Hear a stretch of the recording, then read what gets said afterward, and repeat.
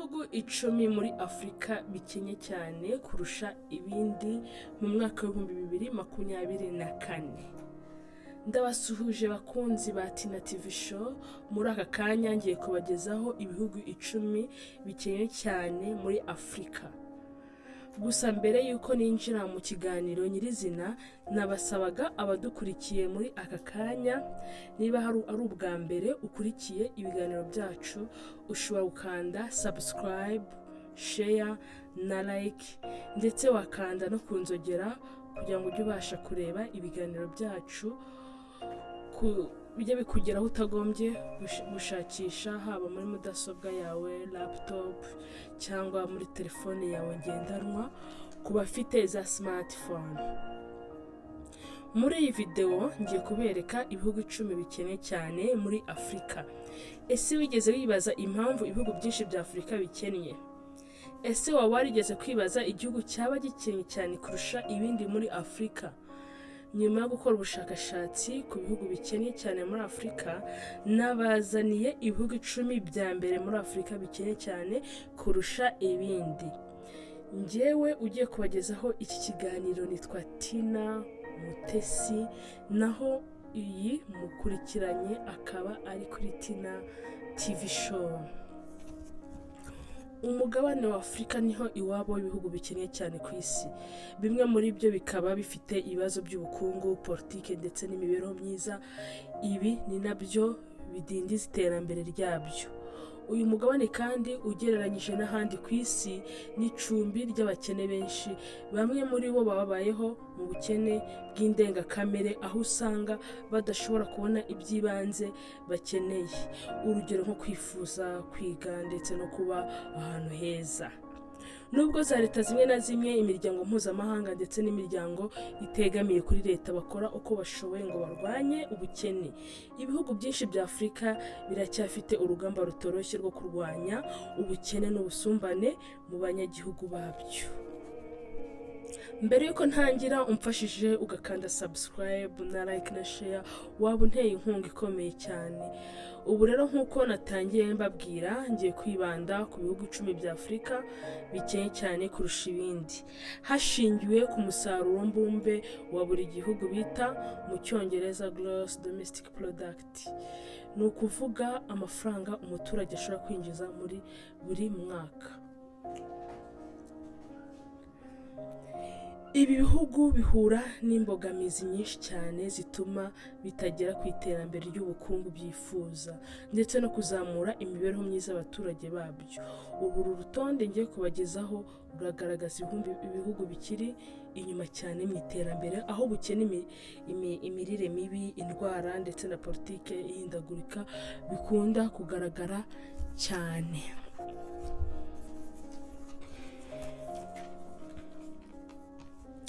Mpereye ku gihugu cya 10 turabasanga igihugu cya Guinea-Bissau. Guinea-Bissau ni igihugu gito cyo muri Afrika y'Uburengerazuba, giherereye mu kigobe cy'inyanja ya Atlantique. Kikaba gihana imbibi n'ibihugu bya Senegal na Guinea. Iki gihugu gifite abaturage bagera kuri miliyoni 2, kandi ubukungu bwacyo bushingiye ku buhinzi, aho ubunyobwa n'umuceri ari byo bihingwa by'ibanze bibazanira amafaranga cyane menshi. Igihugu cya Guinea-Bissau cyakunze guhura n'ibibazo bya politike mbi hamwe n'icuruza ry'ibiyobyabwenge, nabyo bikaba ari bimwe mu byadindije iterambere ry'ubukungu bw'iki gihugu.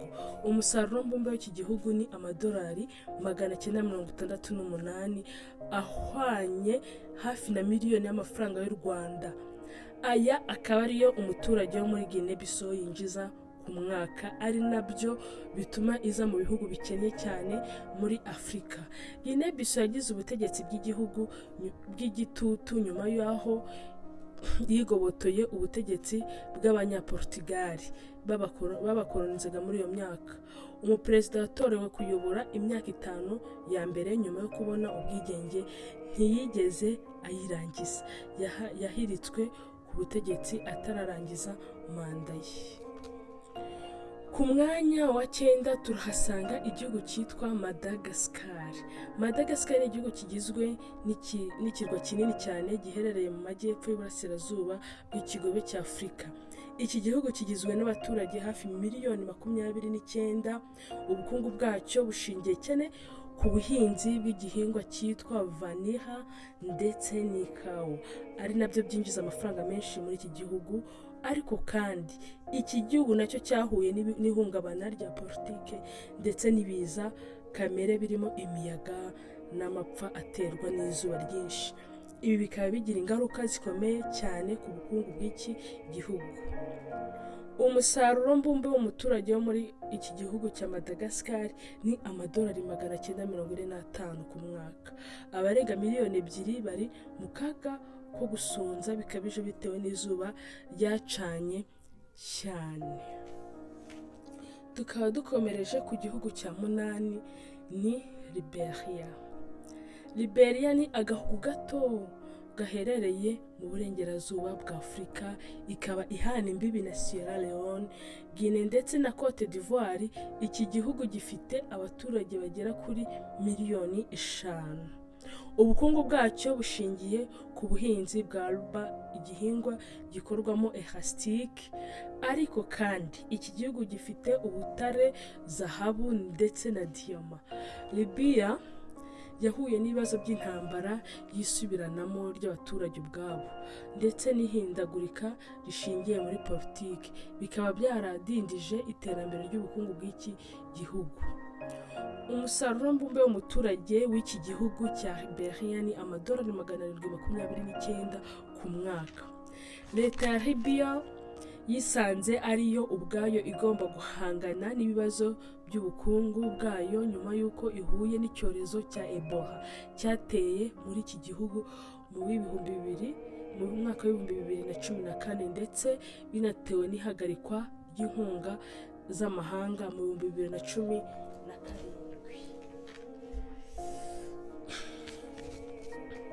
Tukaba tugiye ku gihugu cya 7 aricyo RDC.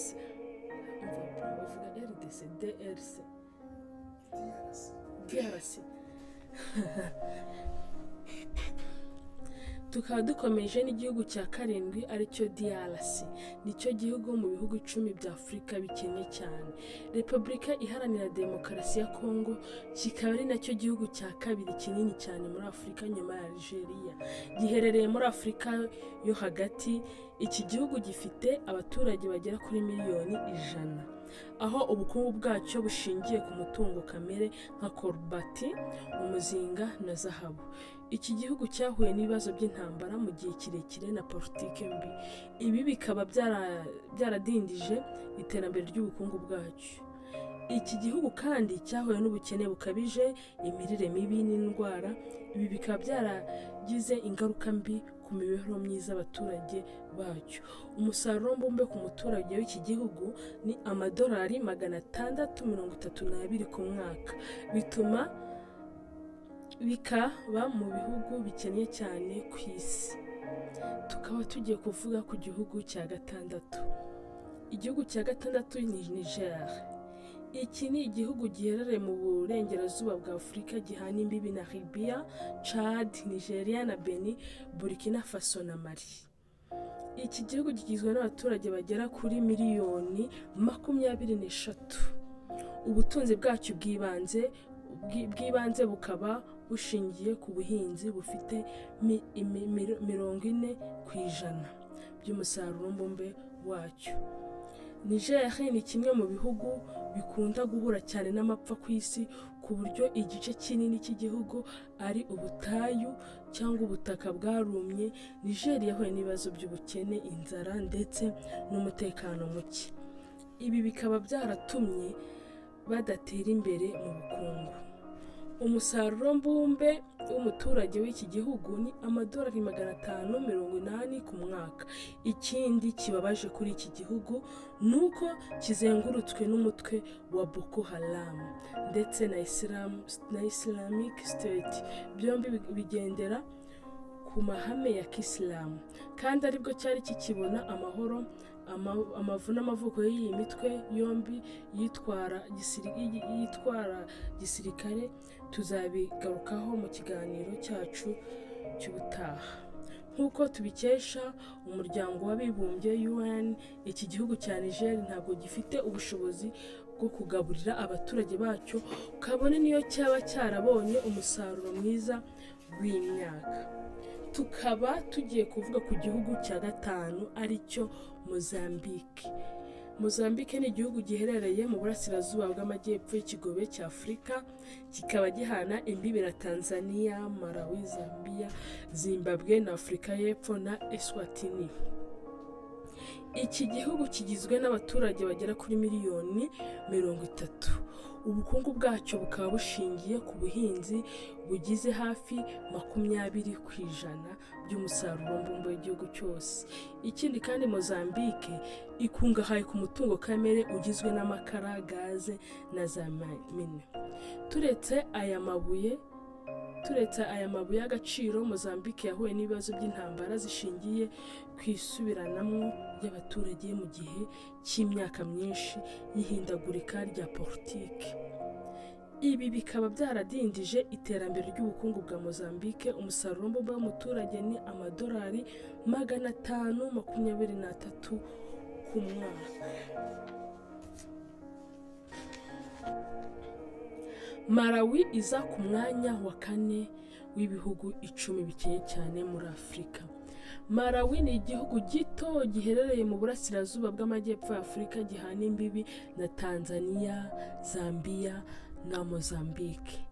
Iki gihugu kigizwe n'abaturage bagera kuri miliyoni 19. Ubutunzi bw'iki gihugu bukaba bushingiye ku buhinzi ari nabwo bugize hafi miliyoni 8%. Miliyoni 80% by'umusaruro w'iki gihugu cyohereza mu mahanga. Itabi nicyo gihingwa cya mbere cyinjiza amafaranga menshi mu gihugu, ariko nanone iki gihugu gisarura icyayi, ipamba ndetse kikanakora n'isukari.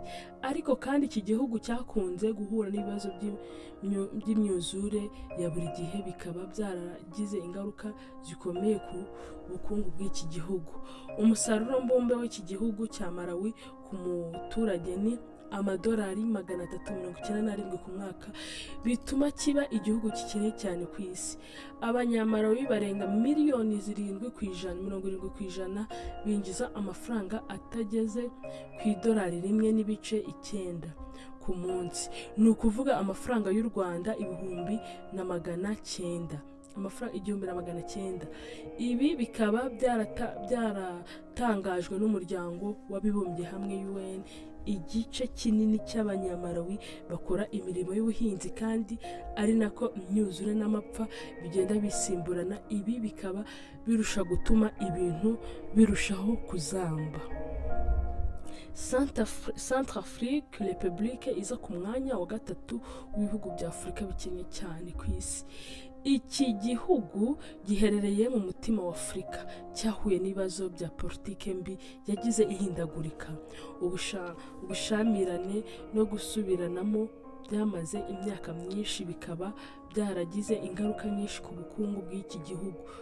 Iki gihugu gikungahaye ku mabuye y'agaciro harimo zahabu na diyama, ariko ibibazo by'umutekano muke byaranzwe muri iki gihugu byatumye acukurwa mu buryo bw'akajagari. Ubuhinzi nibwo shingiro nyamukuru y'ubukungu bw'iki gihugu, ariko aho usanga ababuragira benshi aribwo bubatunze. Umusaruro mbumbe w'iki gihugu ni amadolari 352 ku mwaka, bituma kiba kimwe mu bihugu bikennye cyane ku isi. Tukaba tugiye kuvuga ku gihugu cya kabiri muri Afurika. Igihugu cya kabiri muri Afurika gikennye cyane ni Sudani y'Amajyepfo. Iki gihugu ni kimwe mu bihugu bito muri Afurika cyabonye ubwigenge kibukuye kuri Sudani mu mwaka wa 2011. iki gihugu cyahuye n'intambara ndetse n'urugomo bikabije by'igihe kirekire, byanagize ingaruka zikomeye ku bukungu bw'iki gihugu. Umusaruro mbumbe w'iki gihugu ku muturage ni amadolari 307 ku mwaka, ukaba ari umusaruro muke cyane ku isi.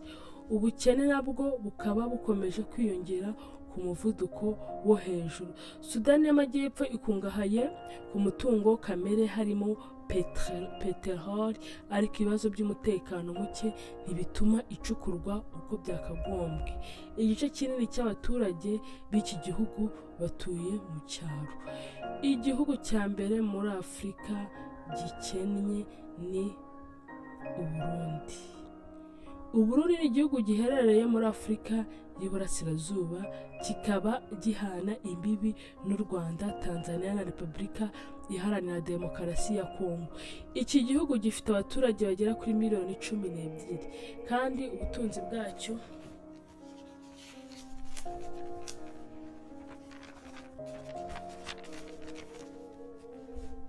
kandi ubutunzi bwacyo bushingiye cyane ku buhinzi, bukaba bugize hafi miliyoni 90% bw'ibyo bwohereza mu mahanga. Iki gihugu nacyo cyahuye n'ibibazo by'indyane za politike ndetse no gusubiranamo kw'abaturage, bikaba byaragize uruhare rukomeye mu idindira ry'ubukungu bw'iki gihugu. Umusaruro mbumbe w'iki gihugu ku muturage ni amadolari 261. Niwo musaruro uri hasi cyane ku isi yose, kandi ubukene bugenda burushaho kwiyongera. Icyitonderwa uko ikibazo cy'ubukungu ku isi kigenda kirushaho gukomera, ni nako ibihugu byinshi byo muri Afurika bigenda birushaho kubaho mu bukene. Ndagushimiye cyane wowe wabanye nanjye muri iki kiganiro, nkaba nongeye kugusaba ko wamfasha mu rwego rwo kudushyigikira, ukatwereka ko wishimiye icyo twakugejejeho, ugasiga ubutumwa muri comment kugira ngo utubwire icyo wumva twaza kuganirizaho ubutaha. Ndetse kandi niba ari ubwa mbere wari udukurikiye, wakanda subscribe na like kugira ngo ujye ubona subscribe n'akazogera na like kugira ngo ujye ubona ibiganiro byacu. Wakanda handitse notification, nibyo ibiganiro byacu bizajya bikugeraho bitakugoye. Ndabashimiye. Yari Tina Mutesi wanyu. Hasta la vista. Aka kanyuma kagasubiremo, sibyo? Ko ntumvisha avuga mu Rwanda. Uko ikibazo